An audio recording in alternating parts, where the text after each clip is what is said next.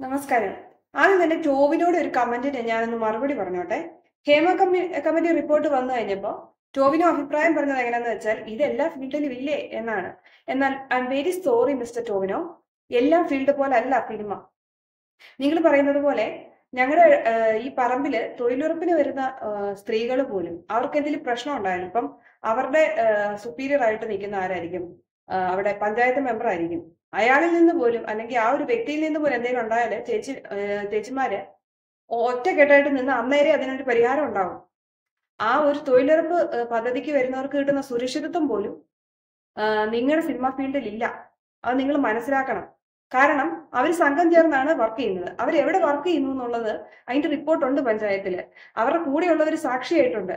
നിങ്ങൾ പലയിടത്ത് ഷൂട്ടിങ്ങിന് പോകുമ്പോൾ നിങ്ങളുടെ ജൂനിയർ ആർട്ടിസ്റ്റ് ആയിട്ട് വരുന്ന സ്ത്രീകളായിക്കോട്ടെ, ചെറിയ കുട്ടികളായിക്കോട്ടെ, ആരായിക്കോട്ടെ, അവര് എവിടെ പോകുന്നു, എന്തൊക്കെ ചെയ്യുന്നു എന്നുള്ളതിന് എന്തെങ്കിലും ഒരു എവിഡൻസോ അല്ലെങ്കിൽ അവർ അറ്റൻഡൻസ് കൊടുക്കുന്ന എന്തെങ്കിലും ഒരു റിപ്പോർട്ടോ കാര്യങ്ങളോ നിങ്ങളുടെ ഒരു സിനിമയിൽ അന്നന്ന് വരുന്നവരെ കുറിച്ചുണ്ടോ? അറ്റൻഡൻസ് എടുക്കുകയോ അല്ല ഇന്ന ആൾ ഇവിടെ ഹാജരായിട്ടുണ്ട്, ഇന്ന സമയം വരെ ഇവിടെ ഉണ്ടായിരുന്നു എന്ന് പോലും ഉണ്ടോന്ന് എനിക്ക് സംശയമാണ്.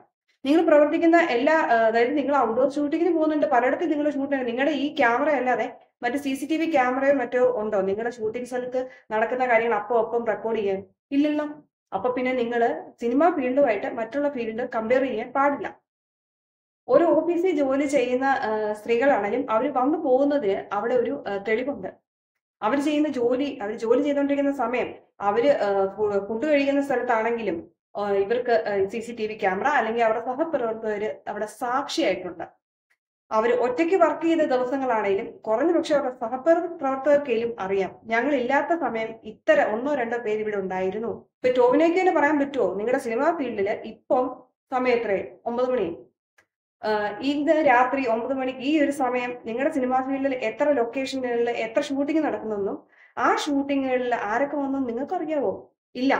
കാരണം നിങ്ങൾക്കൊരു സുപ്പീരിയർ ആയിട്ടുള്ള ഒരു ഓഫീസോ ഇതൊക്കെ റിപ്പോർട്ട് ചെയ്യുന്ന ഒരു സ്ഥലമോ അറ്റൻഡൻസ് എടുക്കുന്ന ഒരു പരിപാടിയോ ഇല്ല.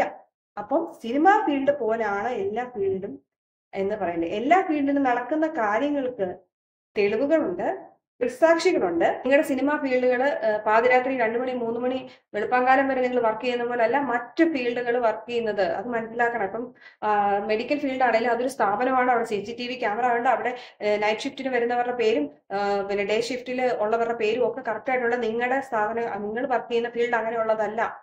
എവിടെ പാതിരാത്രിക്ക് എവിടെ ആർക്കൊക്കെ റൂമുണ്ട്, ആ റൂം എവിടെയാണ്, അവരുടെ റൂമിൽ ആരൊക്കെയുണ്ട്, അവർ സുരക്ഷിതരാണോ എന്ന് നിങ്ങൾ ആരും വിളിച്ചു ചോദിക്കാറുണ്ടോ? ഇല്ലല്ലോ. അതുകൊണ്ട് നാട്ടുകാർക്കും അറിയത്തില്ല, വീട്ടുകാർക്കും അറിയത്തില്ല, ഒന്നും അറിയാതെ ഒട്ടും സേഫ് അല്ലാത്തൊരു സ്ഥലമാണ് സിനിമാ ഫീൽഡ്.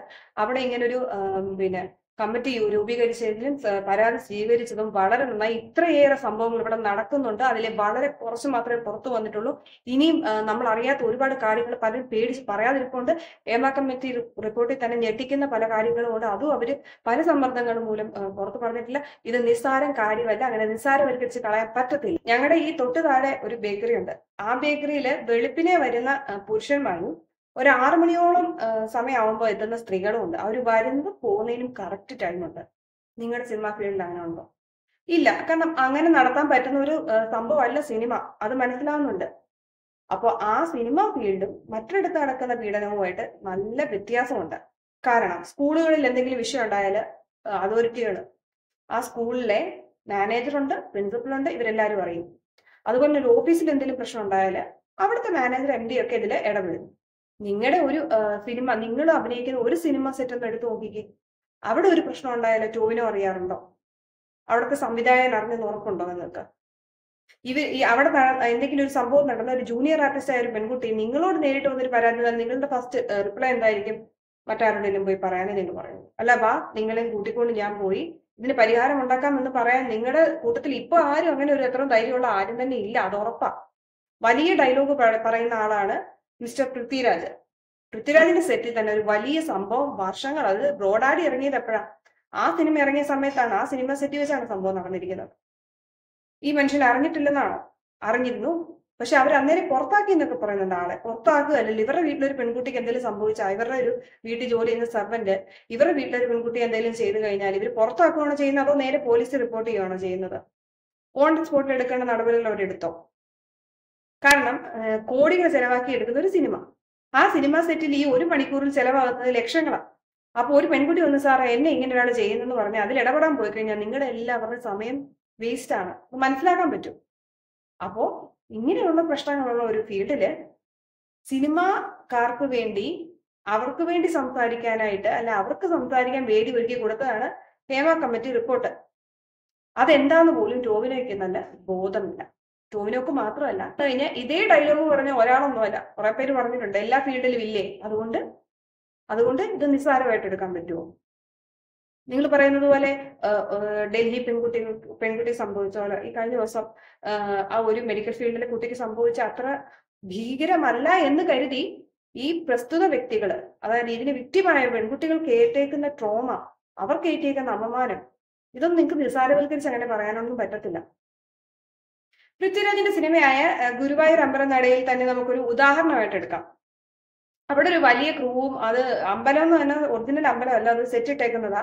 അമ്പലത്തിലെ വന്നു പോകുന്ന ഭക്തരായിട്ട് അഭിനയിച്ചിരിക്കുന്ന ആളുകളുടെ ഇടയിൽ എൻ്റെ ഒരു കസിനും ഉണ്ടായിരുന്നു. അപ്പൊ ഇത്രയും ആൾക്കാരാണ്, എനിക്കൊന്ന് 1000 ആണോ എനിക്കറിയില്ല, അതിൽ കൂടുതൽ ആൾക്കാർ അവിടെ ഉണ്ടാവും. അപ്പം അവിടെ വന്നേക്കുന്ന ഓരോ ജൂനിയർ ആർട്ടിസ്റ്റുകൾക്ക് ഇവര് പേയ്മെന്റ് കൊടുത്ത് സംവിധായകൻ വിളിച്ചിട്ട് വന്നേക്കുന്ന.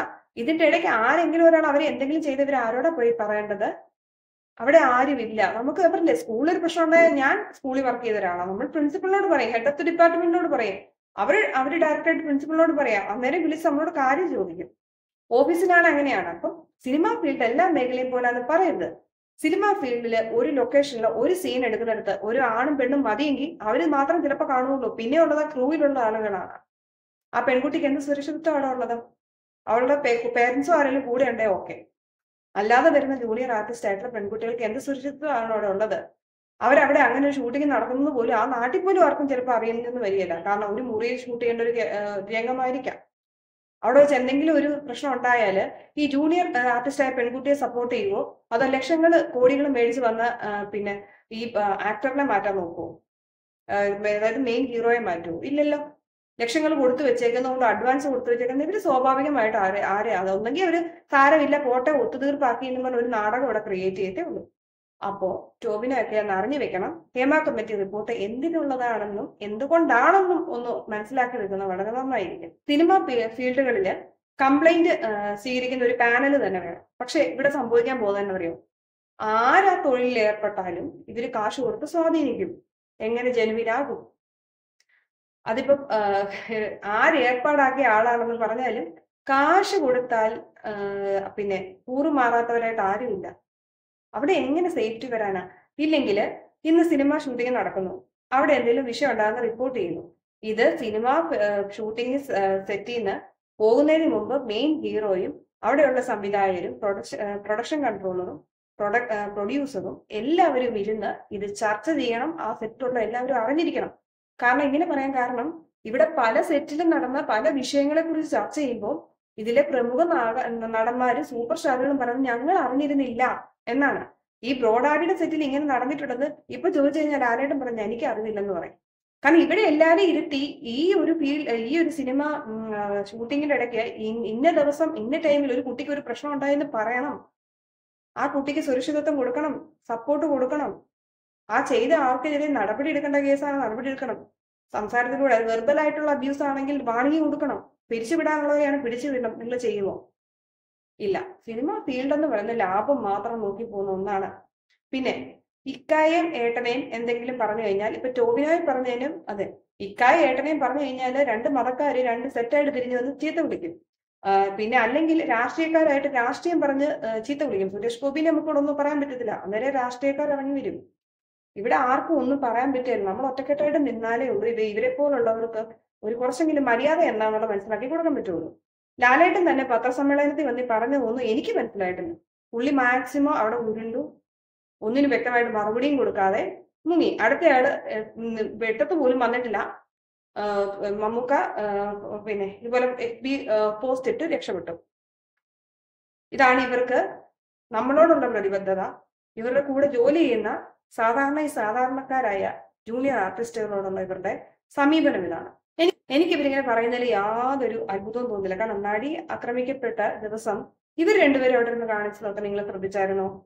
ഒരു വേദിയില് ബാക്കിയുള്ളവർ അത്യാവശ്യം കോഴി സ്വഭാവം ഉള്ളവരാണെങ്കിലും അവർ ഒച്ചയിടുന്നിടത്ത് പോലും ഇവർ രണ്ടുപേരും സൈലന്റ് ആയിട്ട് അവിടെ ഇരുന്ന് കാണിച്ചു. ഒരാൾ മേലോട്ട് നോക്കിയിരിക്കുകയും മറ്റേയാൾ അവിടെ എന്തോ എഴുതിക്കൊണ്ടിരിക്കുക. അന്ന് ആരാധനെല്ലാം പറഞ്ഞു ഏട്ടൻ എന്തോ കവിത എഴുതുകയാണ്, അയ്യോ മമ്മൂക്ക മേലോട്ട് നോക്കുന്നു എന്നൊക്കെ പറഞ്ഞിട്ട് അങ്ങ് അവരെ പുകഴ്ത്തുക. അവര് കാണിച്ചത് അവരുടെ പ്രതിബദ്ധത ഇത്രേ ഉള്ളൂ. അവരുടെ ഫീൽഡില് അവരെ വലിയ സൂപ്പർ സ്റ്റാർ ആയിട്ട് അവിടുത്തെ കാരണവന്മാരുമായിട്ട് കാണുമ്പോൾ അവരവിടെ ഇത്രയും വലിയ പ്രശ്നം നടന്നിടത്ത് നിസ്സാരം, കാരണം അവരെ ബാധിക്കുന്നില്ല. കോടികൾ സമ്പാദിക്കാൻ പറ്റിയിട്ടുണ്ട്. അത് അവരുടെ കഷ്ടപ്പാടൊന്നും ഇല്ലെന്ന് പറയില്ല. അവർക്ക് കോടികളുടെ ബാലൻസ് ഉണ്ട്. അവരുടെ ലൈഫ് അവരുടെ വീട്ടിലെ പിള്ളേരും സുരക്ഷിതരാണ്. അവർക്ക് ഇങ്ങനെ നടി ആക്രമിക്കപ്പെട്ട കേസിലൊന്നും അവർക്ക് തലയിടേണ്ട കാര്യമില്ലെന്നുള്ള രീതിയിൽ അന്ന് ഇരുന്നത്. ആ ഇരുന്നവർ ഇന്ന് അതിൽ സൈലന്റ് ആയിട്ടിരിക്കുന്നു. പിന്നെ ഇവർക്ക് ആർക്കും സംസാരിക്കാൻ പറ്റത്തില്ല. കാരണം ഇവർ കൂടെയുള്ള ഒരാൾ കുടുങ്ങി ഇവരെല്ലാരും കൊടുക്കും. കാരണം ഇവരുടെ ഇടയ്ക്ക് ബിനാമി ഇടപാടുകളുണ്ട്. ഇവര് ടാക്സ് ഏത് തരത്തിലാണ് കൊടുത്തത്, അതിപ്പം ഇവര് ചാരിറ്റി എന്ന് പറഞ്ഞ് തുടങ്ങിയിട്ടുണ്ടല്ലോ. അത് നാട്ടുകാരെ നന്നാക്കാൻ അല്ലെന്നൊന്നും മനസ്സിലാക്കുക. അവരുടെ ടാക്സിന്റെ കാര്യത്തിൽ അവർക്ക് ഇളവുകൾ കിട്ടാൻ അവർ ചാരിറ്റി തുടങ്ങിയേക്കുന്നത്. പോരാത്തിന് ഇവരുടെ കള്ളപ്പണങ്ങൾ വെളുപ്പിക്കുന്നതും എല്ലാം സംബന്ധിച്ച് ഇവരെല്ലാവരുമായിട്ടൊരു ലിങ്ക് ഉണ്ട്. ഈ കൂടെയുള്ള ആരെങ്കിലും അകത്താകുക വല്ലതും ചെയ്തു കഴിഞ്ഞാൽ നേരെ ഇവർക്ക് നേരെ തിരിയും. ഇവര് നാറും. കാരണം ഇവരുടെ ഇടയിൽ പറയാൻ കൊള്ളാത്ത കാര്യങ്ങളൊക്കെ ഉണ്ട്. അതുകൊണ്ട് ഇവര് സൈലന്റ് ആയിട്ട് ഇരിക്കുകയുള്ളൂ. ഇനി ദേവേദി ഫാൻസുകാർ ചെയ്യേണ്ടത്, നമ്മളെല്ലാം ഒറ്റക്കെട്ടായിട്ട് നിൽക്കുക. ഇവരുടെ സിനിമ നല്ലതാണെങ്കിൽ വിജയിപ്പിക്കുക. അല്ലാതെ ഫാൻ ആണെന്നും പറഞ്ഞ് എന്ത് നിങ്ങൾ കണ്ടോളാം, എന്ത് ഏറ്റെടുത്തോളാം എന്ന് പറയരുത്. ഇവരെപ്പോഴും പറയുന്ന ഒരു ന്യായീകരണമാണ് സിനിമാ ഫീൽഡിൽ ഒരുപാട് പേർക്ക് തൊഴിൽ കിട്ടുന്ന, അതുകൊണ്ട് നമ്മളെല്ലാവരും പോയി എത്ര മോശം സിനിമയാണെങ്കിലും അങ്ങ് കണ്ടേക്കണമെന്ന്. ഈ തൊഴിൽ നിങ്ങൾ കൊടുക്കുന്ന കാര്യം ഞാൻ സമ്മതിച്ചു. ലൈറ്റ്മാനും മേക്കപ്പ് ആർട്ടിസ്റ്റ് എല്ലാം സാധാരണ മനുഷ്യർ അവർ വന്ന് കഷ്ടപ്പെടുന്നുണ്ട്. അതിന് അവർക്ക് അന്നൊന്നും നിങ്ങൾ സാലറി കൊടുക്കുന്നില്ലേ? അതോ അവർക്ക് ഞങ്ങൾ തിയേറ്ററിൽ പോയി കണ്ട പൈസ കിട്ടിയാലേ അവർക്ക് സാലറി കൊടുക്കാൻ പറ്റുള്ളൂ? അങ്ങനെയല്ലല്ലോ. നിങ്ങൾ അന്നൊന്നും സാലറി കൊടുത്ത് സെറ്റിൽ ചെയ്തവർക്ക് വേണ്ടി ഞങ്ങൾ പോയി സിനിമ കാണണമെന്നൊക്കെ പറയുന്ന മണ്ടത്തരങ്ങള് അടുത്ത കാലത്ത് വന്ന് എഴുന്നള്ളിച്ചിട്ട് പോയതേ ഉള്ളൂ. ഇവിടെ എല്ലാ ഫീൽഡ് പോലെ ആകാതിരിക്കാൻ വേറൊരു കാരണമുണ്ട്. ഞങ്ങൾക്ക് സിനിമ ഫീൽഡിൽ എല്ലാവരും ഞങ്ങൾ ചെറുപ്പം പോലെ കാണുന്നതാണ്. അവരുടെ സംസാരം എങ്ങനെയാണെന്ന് ഞങ്ങൾക്ക് അറിയാം. അവിടെ സൗണ്ട് എവിടെയെങ്കിലും കേട്ടാൽ അറിയാം. ആളുകളുമായിട്ട് കുറച്ചുകൂടെ അടുത്ത് നിൽക്കുന്ന ആളുകളാണ് നിങ്ങള്, വ്യക്തികളാണ് നിങ്ങള്. അല്ലെങ്കിൽ മറ്റു മേഖലകളിൽ വർക്ക് ചെയ്യുന്ന ആളുകളെ നോക്കി ഈ ടൗണിലെ ഇവിടുത്തെ പോലീസ് സ്റ്റേഷനിൽ ആരാന്ന് എനിക്ക് അതിന്റെ പേരറിയാം. ആ ഒരു വർക്ക് ചെയ്യുന്ന ഓഫീസറിന്റെ പേര് എനിക്കറിയത്തില്ല. ഇവിടെ ഒരു ഹോസ്പിറ്റലുണ്ട്, അവിടെ പിന്നെ പുതിയതായിട്ട് വന്ന ഡോക്ടേഴ്സിന്റെ പേര് ഒന്നും അറിയില്ല. സിനിമ ഫീൽഡിൽ പുതിയതായിട്ട് വരുന്ന ആൾക്കാരെ പോലും നമുക്കറിയാം. സിനിമ ആളുകളുമായിട്ട് കമ്മ്യൂണിക്കേറ്റ് ചെയ്യുന്ന രീതിയിലല്ല മറ്റ് സ്ഥാപനങ്ങൾ കമ്മ്യൂണിക്കേറ്റ് ചെയ്യുന്നത്. സിനിമ ഫീൽഡ് വർക്ക് ചെയ്യുന്ന രീതിയിലല്ല മറ്റ് സ്ഥാപനങ്ങൾ വർക്ക് ചെയ്യുന്നത്. ഒരു മണിലിടയിൽ ഇപ്പൊ ന്യായീകരിച്ചുകൊണ്ട് വരുന്നവരും അല്ലെങ്കിൽ നമ്മുടെ സൈഡിൽ നിൽക്കുന്നത് നമുക്ക് തോന്നുന്നു, അല്ലെങ്കിൽ ഈ പരാതിക്കാരുടെ സൈഡിൽ നിൽക്കുന്നതെന്ന് അല്ലെങ്കിൽ ന്യായത്തിന്റെ പക്ഷത്ത് നിൽക്കുന്നതെന്ന് തോന്നുന്നു വെറും തെറ്റാണ്. ഈ ഉർവശി ചേച്ചി ഇപ്പൊ ചെയ്യുന്നില്ല, ചേച്ചിയെ തള്ളി പറഞ്ഞവർക്കൊക്കെ തിരിച്ച് പണി കൊടുക്കാൻ കിട്ടുന്ന ഒരു അവസരം അവർ മാക്സിമം അവിടെ യൂട്ടിലൈസ് ചെയ്യുന്നു. ഇവരൊക്കെ പണി ചെയ്ത് എത്രയോ സെറ്റുകളിൽ എന്തൊക്കെ പ്രശ്നങ്ങൾ നടന്നിട്ടുണ്ട്. ഇവരെപ്പോഴും ഇടപെട്ടായിട്ട് നമുക്കറിയാമോ?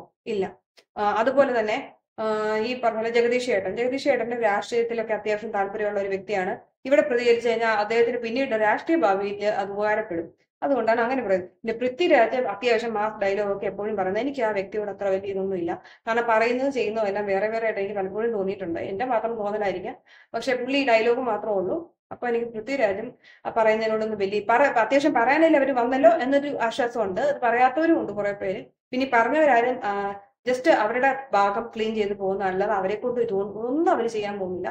ആകെപ്പാടെ പാർവതി തിരുവത്തുണ്ട്. ഈ നാളൊക്കെ അത്യാവശ്യം ആ കൊച്ച് സൈബർ ബുള്ളിങ് മുഴുവൻ സഹിച്ചെങ്കിലും ആ കൊച്ചിന്റെ സത്യസന്ധത കൊണ്ട് വേറെ ഭാഷയിൽ അടിപൊളിയായിട്ട് പോയി അഭിനയിച്ചിട്ടുണ്ട്.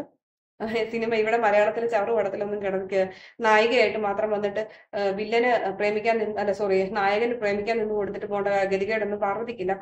നായിക പ്രാധാന്യമുള്ള അടിപൊളി സിനിമകളിൽ വേറെ ഭാഷയൊക്കെ അഭിനയിക്കുന്നുണ്ട്. അപ്പം നമ്മൾ ഈ കാണുന്ന ഒന്നുമല്ല, മൊത്തം മാസ്ക് ആണ്.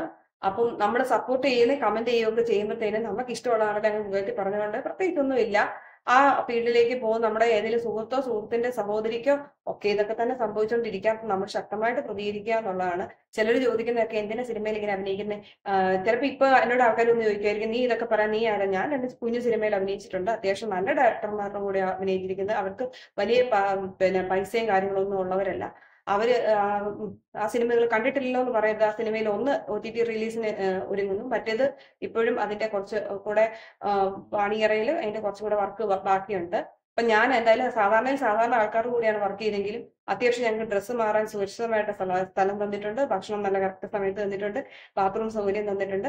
വലിയ കാശൊന്നും ഇല്ല. അവർ തരാവുന്ന എല്ലാ റെസ്പെക്റ്റും തന്നു തന്നെ ഞങ്ങളെ വിട്ടിട്ടില്ല. അപ്പൊ ഞാൻ അത്യാവശ്യം ഈ ഫീൽഡിൽ ചെറുതായിട്ടൊക്കെ വർക്ക് ചെയ്ത് എനിക്ക് പരിചയമുണ്ട്.